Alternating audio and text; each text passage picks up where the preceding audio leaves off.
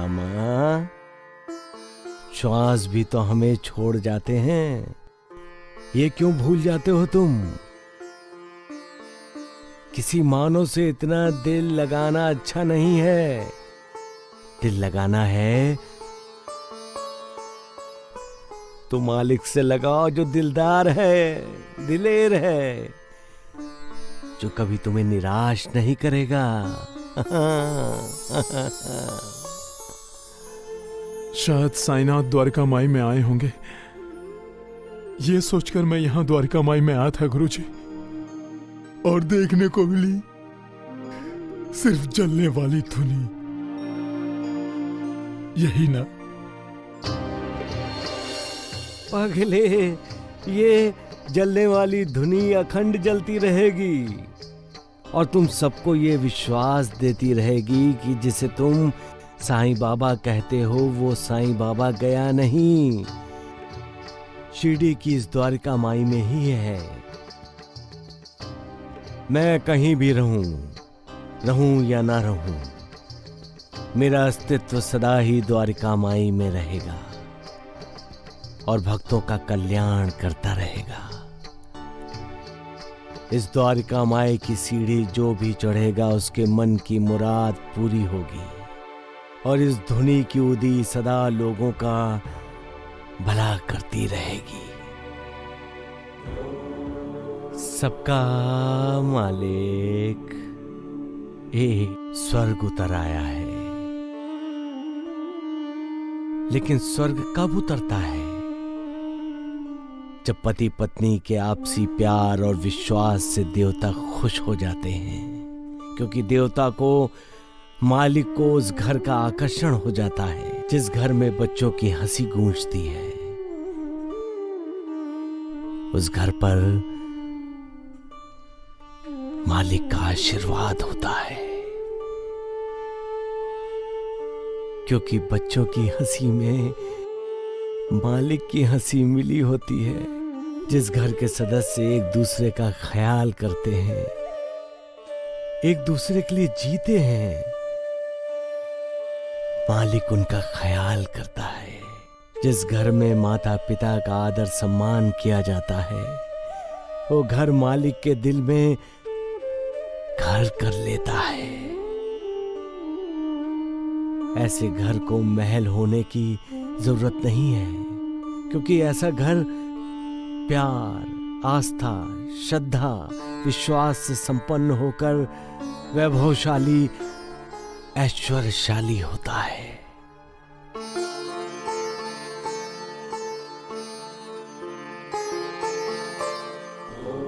सबका मालिक एक। हर पत्नी पति का भाग्य होती है। वो अपना भाग्य तो लेकर आती ही है, साथ साथ अपने पति के लिए भी शुभ लेकर आती है।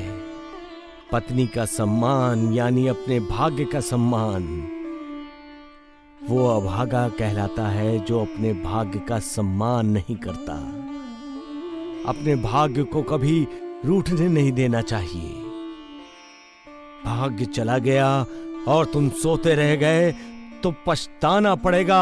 इसलिए जागो और जागते रहो, जागते रहो। सूर्याय नमः, ओम सूर्याय नमः, ओम सूर्याय नमः। सोहितम मथरूठम सर्वलोकैकनाथम महापापहरम देवम तम सूर्यम प्रणमाम्यहम्। हे सूर्यदेव, जैसे ही आपका उदय होते ही अंधेरा भाग जाता है, प्रकाश चारों तरफ फैल जाता है और रात्रि का अंत हो जाता है, उसी तरह लोगों के मन में ज्ञान का प्रकाश फैल जाए, अज्ञान का अंधेरा दूर हो जाए, लोगों के मन में कुंडली मारकर बैठे अहंकार का विनाश हो जाए। मेरी छोटी सी जिंदगी में तुम मुझे अपनी कितनी लीलाएं दिखाने वाले हो, कितनी लीलाओं में मुझे शामिल करने वाले हो। तुम्हें तो खुशी हो रही होगी मुझे इस तरह सजा भुगतते देखकर, है ना? क्या कहना चाहते हो मालिक? क्या संकेत करना चाहते हो मालिक? तुम्हारी इस दुनिया में न सच की कोई अहमियत रही है न सच्चे की। फरार तो एक न एक दिन इस दुनिया से सभी को होना है। जो अपराधी हैं वो अपने इलाके के कानून से बचने के लिए फरार होते हैं, और भक्त भगवान की तलाश में इधर उधर घूमते रहते हैं।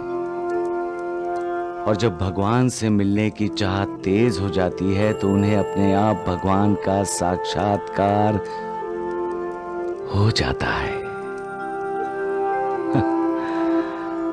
फिर मन में अहंकार की भावना नहीं रहती और मैं मालिक हूं, वो भावना भी मालिक के सामने फरार हो जाती है। सबका मैं कल भी था, आज भी हूं और कल भी रहूंगा।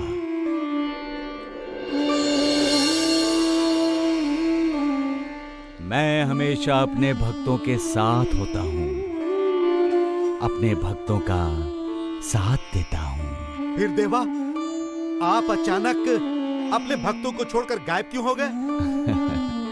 श्यामा, तुम सभी ज्ञानी होकर अज्ञानियों की तरह बोलने लगे। शरीर को आप सब भगवान बना रहे हैं, ये जानते हुए कि एक न एक दिन मिट्टी का बना हुआ ये शरीर मिट्टी में ही मिल जाना है। नहीं बाबा, मैं भी अपने साथ ले चलिए। श्यामा, इंसान जब इस दुनिया में आता है तो अकेला ही आता है, और जब जाता है तब अकेला ही चला जाता है, क्योंकि यहाँ कोई अमर नहीं है शकुबाई। एक ना एक दिन हर किसी को जाना ही है। इस सत्य से इनकार नहीं किया जा सकता। तुम सबको ये सत्य मानना होगा, और मेरे मर जाने के बाद आप में से कोई भी विचलित नहीं होगा। फिर समय लोग आते भी हैं, जाते भी हैं। दुनिया के क्रम में कोई फर्क नहीं पड़ता। ये दुनिया चलती रहती है। समय पर सूर्योदय होता है और समय पर अस्त भी होता है। समय पर ही मौसम बदलते हैं, क्योंकि समय किसी के लिए नहीं रुकता। आपको भी समय के साथ चलना चाहिए। मैं शिरडी में नहीं आया था, तब भी शिरडी का जो क्रम था वही क्रम मेरे शिरडी में आने के बाद रहा, और मैं नहीं रहूंगा तब भी ये क्रम। समय की बात चल रही है, इसलिए कहता हूं श्यामा कि समय पर ही सारी बातों का पता चलेगा, समय से पहले नहीं। बस मुझ पर विश्वास रखो। इस नश्वर शरीर का त्याग करने के बाद भी मैं आप लोगों के साथ रहूंगा, आप लोगों का साथ दूंगा। मैं नहीं रहूंगा तो क्या हुआ? मेरी अस्थियां श्रद्धा, भक्ति और विश्वास की दीक्षा देती रहेंगी। मैं नहीं रहूंगा, फिर भी मेरी समाधि आपसे बातें करेगी, आपको करुणा देगी, और जो अनन्य भाव से मेरी शरण में आएंगे उनका उद्धार करती रहेगी। इसलिए मेरे जाने के बाद निराश ना होना, क्योंकि मेरी अस्थियां, मेरी समाधि मेरे शरणागतों का, मेरे भक्तों का हमेशा कल्याण करती रहेगी। आप मेरी तरफ देखोगे तब जान जाओगे कि मैं तुम्हारी ही तरफ देख रहा हूं। सबका मालिक एक। अनंत कोटि ब्रह्मांड नायक राजाधिराज योगी न किसी से शत्रुता, न किसी से नफरत करो, न किसी से ईर्ष्या। अपने आप को मालिक को सौंप दो और हमेशा संतों ने कहा है,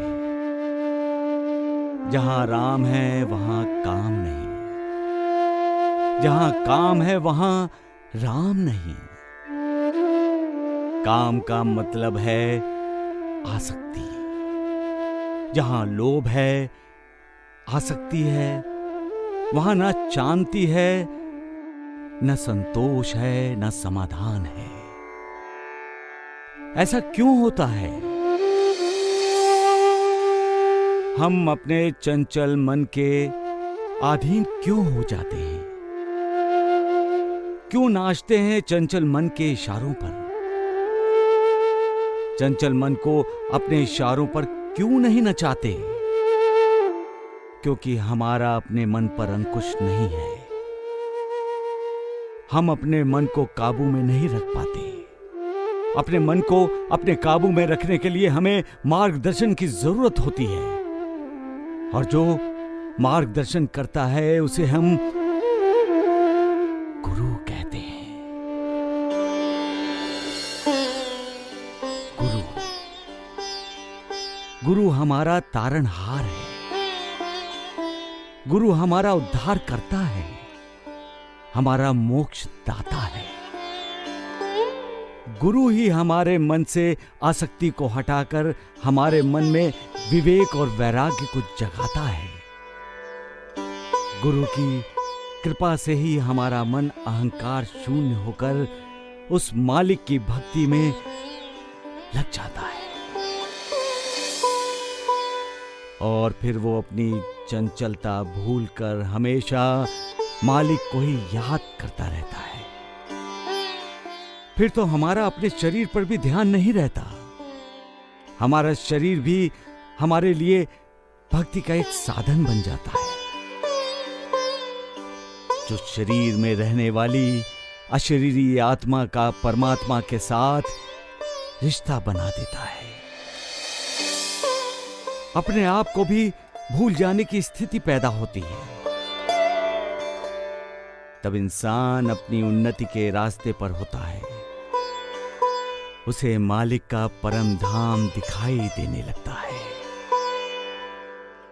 परंतु उसे मालिक के परम धाम तक ले जाने वाला होता है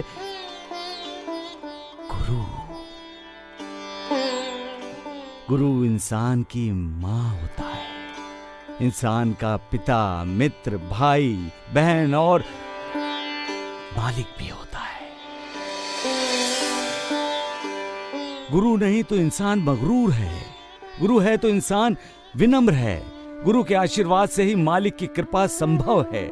इसलिए कहते हैं कि गुरुर ब्रह्मा गुरुर विष्णु गुरुर देवो महेश्वराय गुरुर साक्षात परब्रह्मा तस्मै श्री गुरुवे